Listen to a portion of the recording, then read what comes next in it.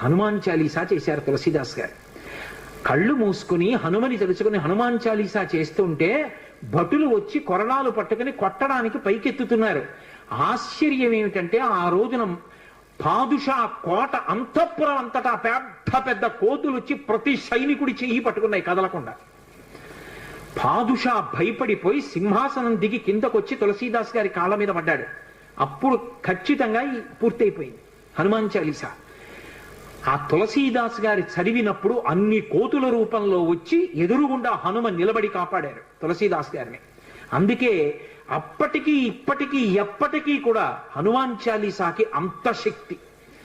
తులసీదాస్ గారు ఎప్పుడు మాట్లాడుతూ ఉండేవారు స్వామి హనుమతోటి.